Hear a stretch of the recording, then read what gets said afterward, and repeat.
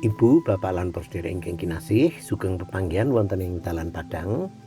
Inggih wedharing sabda pangandika ing edisi dinten Senin, tanggal 2 Februari tahun 26 dinten menika.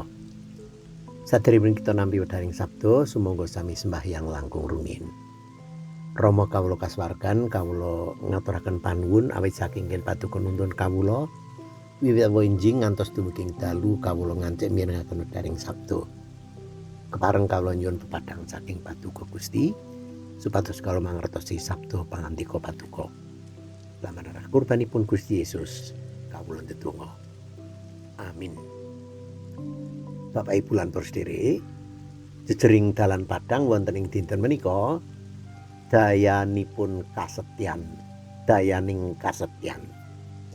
Sinebat wonten ing kitab Rut, kula kitab Rut bab setunggal ayat kaping 16. Mekaten Rut setunggal ayat 16. Nanging ature Rut, kula sampun panjenengan peksa nilar panjenengan lajeng mantuk mboten nderek panjenengan. Awit dhateng pundi kemawon puruk panjenengan kula inggih badhe nderekaken. Sarta wonten ing pundi kemawon nggen panjenengan nyari kula inggih badhe nderek nyipeng.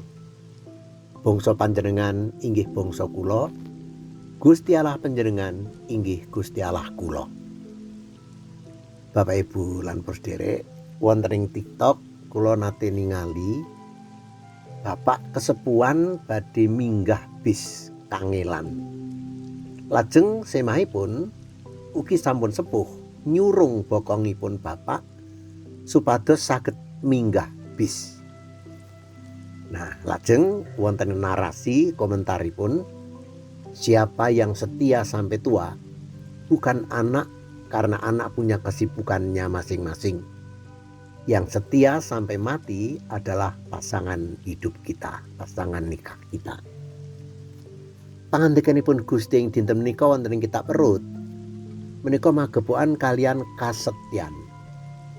Bab cariyosipun Naomi lan Rut sampun kita mangertosi. Panjenengan sami sampun pirsa nggih. Ringkesipun Ibu Naomi mara sepuyunipun Rut nanting mantunipun supados wangsul kemawon dhateng brayatipun ing Moab ngrika jalaran semahipun sampun tilar donya. Naomi sampun boten gadah menapa-menapa kangge dipun ajeng-ajeng dados jaminaning gesangipun Rut.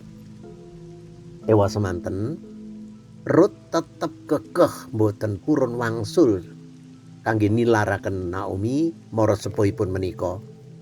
Malah kiyat sanget, bakuh sanget ngenipun setya dhateng Naomi. Ing pundi kemawon Naomi tindak badhe pindah papan padunungan, pokokipun dipun totaken dening Rut. Mboten namung mekaten, malah Rut ugi badhe nderek nyembah Gusti Allahipun Ibu Naomi. Sikepipun Rut mekaten wau ambuktekaken kandeling kasetyanipun Rut dhateng Naomi.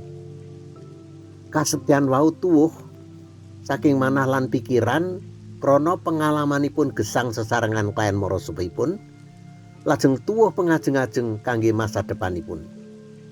Sikep wau lajeng maujud wonten ing lampah utahe tumindak.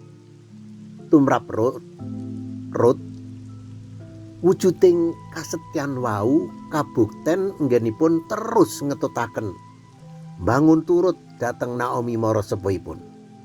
Pokoke pati urip ora pisah karo ibu mara tuaku mekaten. Lelampahan wau paring tulodo dhateng kula lan panjenengan sami ing bab pangandel dhateng Gusti Allah lan bab kasetyan dhateng Sang Juru Wilujeng. Yen kula lan panjenengan prajanji setya dhateng Gusti, mila kedah kabukten wonten ing lampah kita. Lampah kita inggih menika wohipun kedah nyata. Sumangga boten nilar Gusti. Sumangga terus-terusan kemawon nderek Gusti. Sumangga bangun turut Gusti. Nindakaken dawuh lan kersanipun Gusti. Lah mekaten bukti wujuding kasetyan. Mugi-mugi Gusti nucakaken tekad lan lampah kita setya dhateng Gusti. Amin. Sumangga sami sembahyang. Rama matur nuwun awit saking pangandika paduka ing dinten menika ingkang paring pakiyataning pitados kawula ibata manfaatipun setya dhateng paduka. Lan kawula anggadhe tekad badhe setya dhateng paduka saalaminipun Gusti, mbangun turut paduka mugi paduka nucakaken lan nuntun kawula. Berkaono kekantunaning gesang kawula, berkaono berkah rejeki ing dinten menika sakcekapipun. Ugi nalika mangke kawula badhe tilem ngaso nyuwun panganti paduka. Ngreksa kawula dalah barang darbek kawula sedaya, anak-anak jemaah kawula, tiyang sepuh kawula paduka reksa Gusti. Berkaono kekantunaning gesang kawula ing lambaran rah kurbanipun Gusti Yesus kawula ndedonga. Amin.